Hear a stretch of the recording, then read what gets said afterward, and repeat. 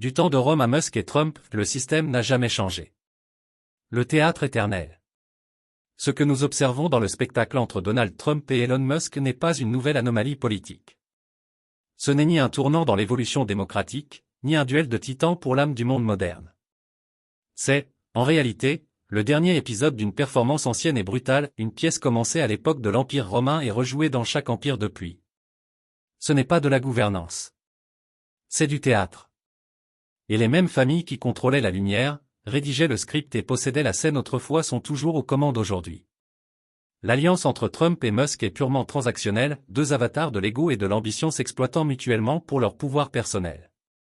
Ce n'est pas de l'amour, c'est du levier. Deux pions qui se prennent pour des rois, tandis que les vrais maîtres sont assis bien au-dessus de l'échiquier. Leur rupture inévitable ne sera pas un événement politique, mais un divorce d'entreprise aux conséquences mondiales, dont les seules victimes seront, comme toujours, les gens ordinaires. C'est le même spectacle que celui joué des milliers de fois auparavant. Dans la Rome antique, les empereurs distrayaient le peuple avec du pain et des jeux, tout en négociant en coulisses avec les aristocrates et les élites militaires. Quand tout allait mal, on trouvait des boucs émissaires, on déclarait des guerres, on punissait des traîtres et toujours, les mêmes familles s'enrichissaient dans le chaos. Ça vous dit quelque chose? Avançons dans le temps. La dynastie Rothschild, non chuchotée derrière les rideaux et moquée en public, est montée au sommet durant les guerres napoléoniennes non pas en choisissant un camp, mais en finançant les deux. La guerre n'a jamais été une affaire d'idéologie, mais de profit. Des ennemis fabriqués, des conflits scénarisés, des cycles éternels de destruction et de reconstruction.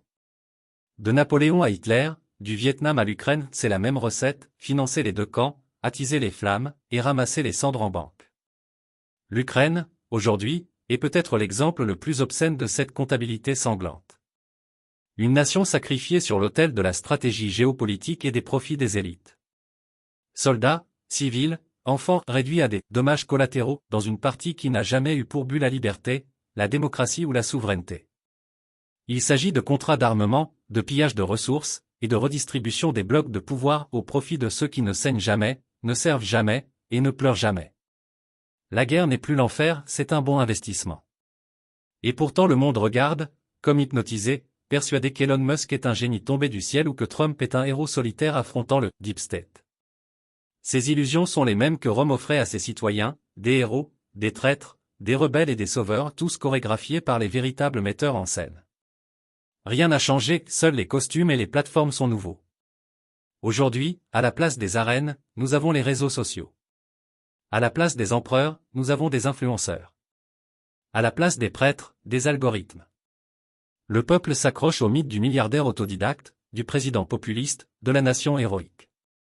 Mais tout cela ne sont que des personnages dans une pièce écrite par la classe dirigeante réelle, ces mêmes familles qui se transmettent la richesse et le pouvoir comme on hérite d'un vieux manoir.